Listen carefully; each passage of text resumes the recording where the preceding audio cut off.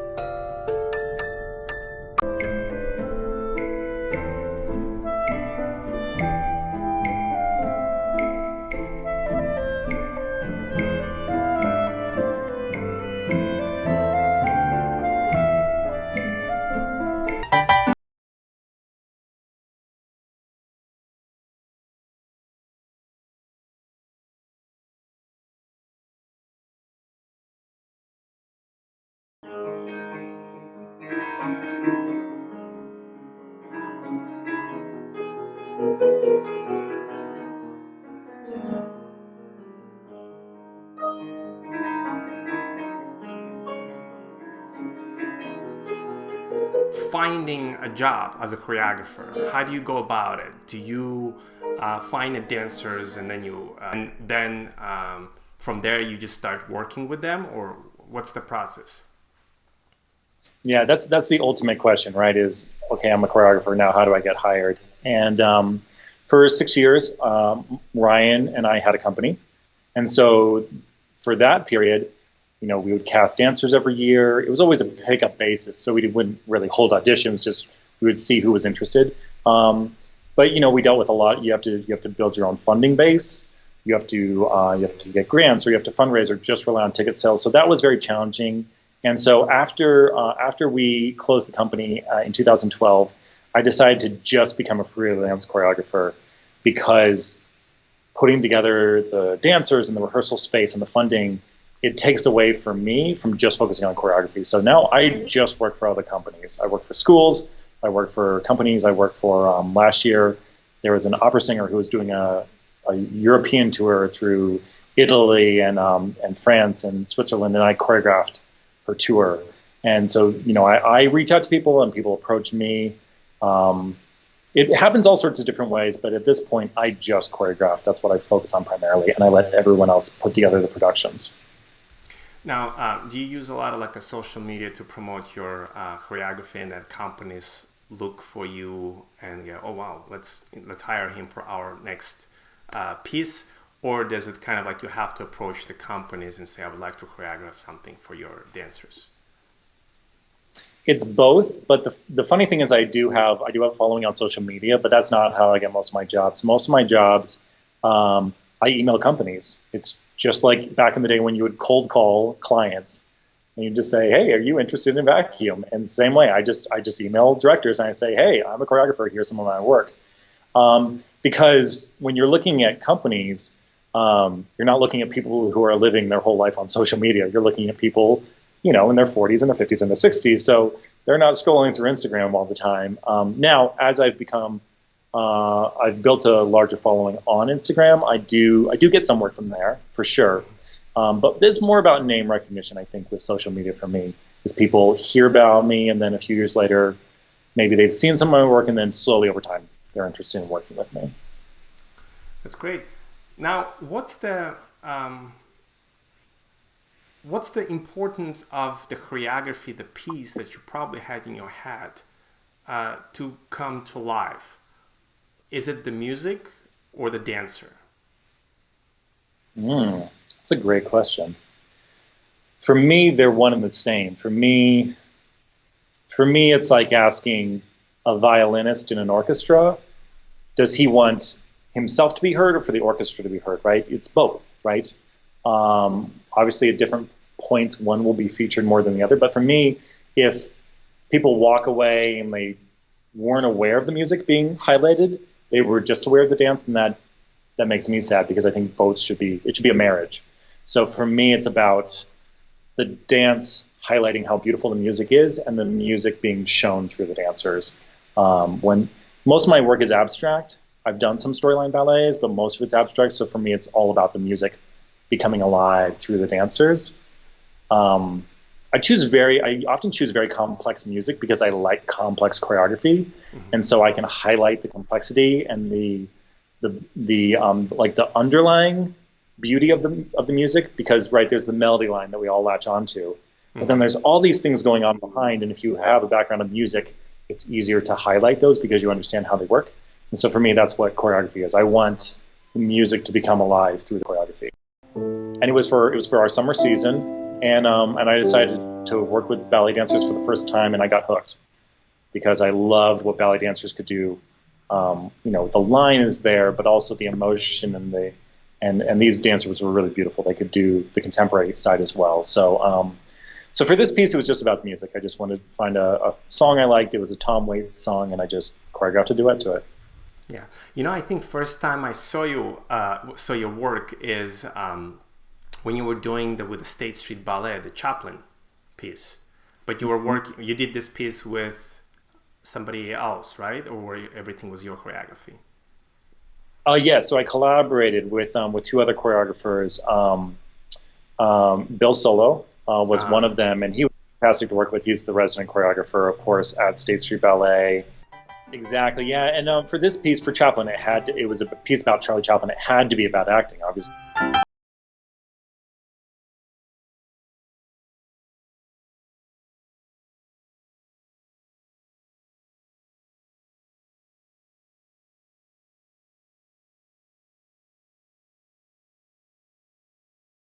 The nuance because we had to capture the essence of who he was to make it a real story.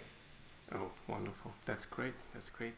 Now, in terms of this situation that we will right now have with the COVID-19, are you doing the still choreography via Zoom, or how does the process work? I mean, I'm sure you're not, or you're right now in a development mode, which is your brain right now is creating for new future projects. Yeah, it's a weird time. I like to lean into whatever is happening. So right with COVID, we're all told we have to stay home, and so for me, I've used part of this time as a sabbatical. I've been, the last few years, I've been very busy. I've been exhausted. I've done a lot of work, and so I used a huge amount of this time just to rest. And then the parts where we can't really be in a studio, we can't really work with dancers. I decided to start an idea that I've wanted to do for a long time. I started a choreography course, all taught through Zoom, because it's a 10-week course, and I've never had the time to do this. It takes a huge amount of work on my end. It takes a huge amount of work with my team to set up the structure of it. To have.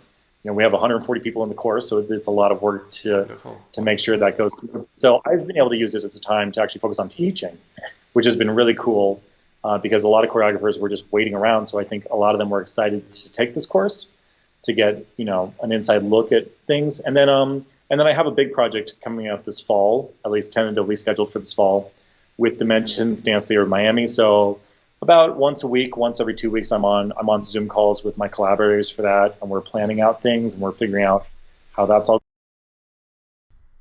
We're working on the costumes, and we're working on the lighting, and we're working on all the concepts that go behind it, in the hopes that when this is all over, we'll emerge and actually be able to start working on it, hopefully. Oh, wonderful. What actually, in terms of time-wise, 1 hour, let's say 1 hour piece, how long does it take for you? That's a good question. So I learned a long time ago that I like to work slow. So I don't always have that opportunity with rehearsal time. A lot of times companies will say, you've got 10 hours, we need a 15-minute piece. And then you go into a blistering fury. But I like to work slow. So I do a lot of prep work. For me, I like to plan on 3 hours of rehearsal time for every minute of choreography. So that's a lot of time. And again, a lot of time that's not possible with the companies because they have limited budgets and they can't afford that amount of time. So when I'm working on a project, like when I was working on Chaplin, I would go and I'd work with the dancers, 4 or 5 hours a day. And then I'd go back to where I was staying, and I would sleep for like 2 hours, and then I'd go back to the studio most of the night. I'd stay at the studio from like 10 p.m. to like 2 a.m. and I'd work on the choreography so that the next day I had already put in as many hours as I could, and then I was really prepared for when we were working together. I could get a lot done. Yeah, the studio, it's really kind of problem to find for the choreographer. Absolutely. My very famous contemporary classical choreographer is Eichmann, and Boris Eichmann from St. Petersburg, and he says that to create for him full length of ballet, it takes from a year to 2 years. So it just it's the detailing that makes whole thing to make look the way your eyes see it, and you always change it and you go back and forward. Now, kind of, I don't know, maybe it's kind of controversial question, but I'm sure a lot of audience want to know, because a lot of people say dance is not popular. It's my opinion, dance is not popular because we see a lot of bad dancing on stage or bad choreography. When you see something is not prepared or not rehearsed enough, how do you see that? I mean, do you like cringed, or do you kind of what I'm trying to say is like, what's your take on that? How do you because it's usually sometimes there's a lot of talented people, talented dancers, choreographers who wants to create, but they don't get chance because there's some bad things just coming in, and then people see that and they go like, I don't want to go see this. I saw a contemporary piece, I never want to go see it. Like me, before I didn't like contemporary till I saw some great work, and you go like, wow, I want to see that. So what's your take on that? Yeah, this is a big issue, and again, it's very controversial because it's not politically correct to say that we live in America, so there's this sense that, if you want to be a choreographer, you should be allowed to be a choreographer. If you want to be a dancer, you should be allowed to be a dancer, and I think you should be allowed to try, absolutely. But I think there's a lot of bad choreography, in my opinion, out there, and I think it's destroying our industry because people don't want to see it. And I don't blame them. I don't want to see it either. I think it's hard because dance is a niche art form. If someone hears a bad song on the radio, they're not going to stop listening to music forever. That's not going to happen, right? If they see a bad movie, they're still going to go to the movies.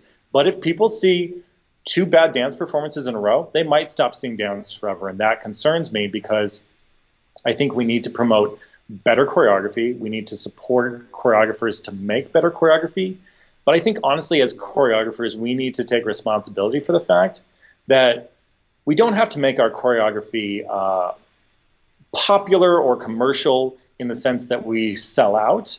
But I see a lot of choreographers who don't care what the audience thinks, and that disturbs me because the audience knows that you don't care what they think and they don't like what you're doing, and they're not coming back. Yeah. And so that is destroying our audience. And if we don't have an audience, then what are we doing, right? We're shooting ourselves in the foot. So I think part of it is, a lot of it is on the choreographer. I think we have to do the best that we can, and we have to be aware of what the audience is hungry for. We have to be aware of what the audience can take, right? I think it was David Dorfman, I think, was a choreographer, and he said something. I don't even understand exactly what this said, but he said we have to invite them before we can indict them.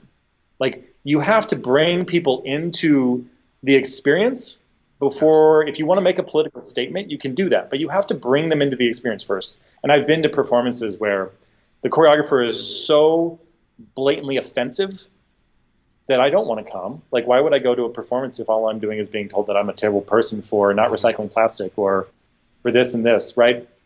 There is a level where we don't have to sell out, but we have to invite the audience and we have to make them part of the process and make them enjoy it, right? I think then we can create a field where it's beautiful to go to the theater and be challenged by what you see. But we have to find that place where we are creating good work that invites people to come back.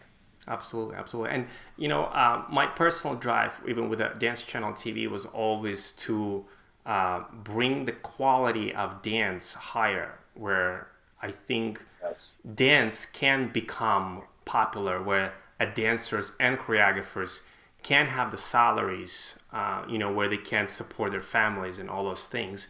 But what happens is we see a lot of bad things, so that people don't want to see it.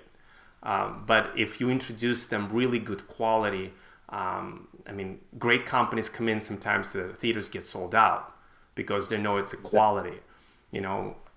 Sometimes people say like, oh, there was a ballet. Were there people there? Oh yeah, there were people there because it's the great company.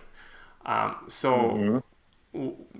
actually whole thing was like I'm hoping, and I'm sure that our audiences will too, there's more choreographers like you, who can develop, who dancers actually thrive to work with you, because they're trained properly, you know what I mean? And then they come to you to really express your choreography.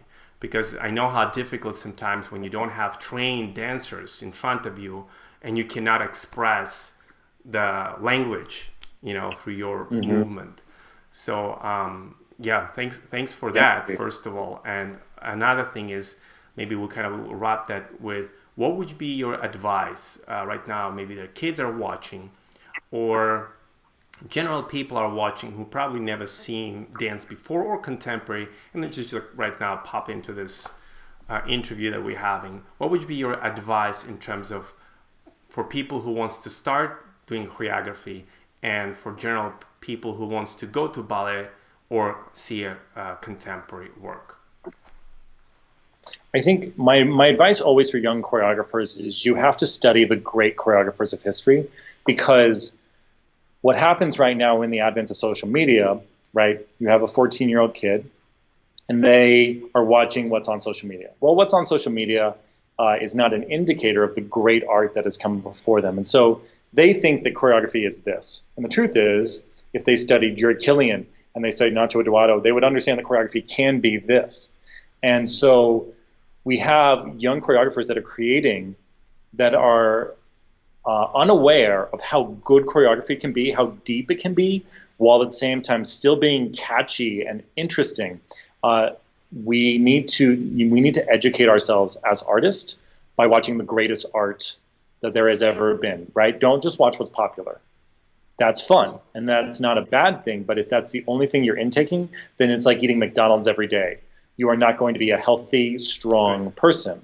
You're not going to be a healthy, strong artist if you're taking in just little bits of sweet, sugary art. And for people who want to maybe explore dance as an audience member, is also honestly the same thing. Is study this great dance artist, study Yuri Killian, and honestly, if all you ever did was watch Yuri Killian and Ohad Naharin and William Forsythe and George Balanchine and and Martha Graham and all these people, you'll get this sense of depth, of beauty, that will change your mind about what dance is. Because if all you've seen is your niece's dance recital when she was 12, then you probably don't think dance is that exciting, because it's not when you're at a recital of 12-year-olds. Absolutely. But when you watch the great artists of the world do the great choreography of history, it's mind-blowing. There is no other experience that even comes close. Theater is fantastic, but it's not as physical. You know what I mean? Musicals get close. Music itself gets close. But dance is the highest form of physical art and the highest form of musical art. And you can't get any better than that. So I think watch the best, and you will realize how amazing this art form is. Yeah. Well, that's perfect, right in the right in the dot. Like we say that the dancer's body is their instrument, and they have to express the music and emotion and everything in one. So absolutely. Um, Kevin, again, thank you so much for connecting and really taking your time doing the interview. I really appreciate it. I want to wish you a lot of luck, a lot of projects, and a lot of Thank success you. where you become a world-renowned choreographer, and you will be. It just takes time. But for our audience, if you guys want to learn more about his awards and the companies that he worked with, you can visit the website at kevinjenkins.org.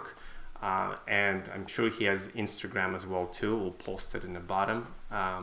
They can follow you as well too. I didn't have any comments, people just hitting likes, but if you guys have questions, this is a good time just right now, shoot a couple questions and maybe Kevin will answer to them. I guess no, they just like to listen. Is anything Well, else, thank you Kevin, you so would much. like to add? I think just thank you so much for having me on. I really appreciate what you do because, again, I think we need more people elevating the art form and showing how powerful it can be. And right, what you do with Dance Channel TV is you curate and you put out excellent work. And so I really appreciate what you're doing. And thanks so much for having me on. Thanks, Kevin. Thanks. You have a great one, and we'll see you on stage probably with your work. All right. Thanks so All much. right. Take care, Arson. Thank you. Thanks.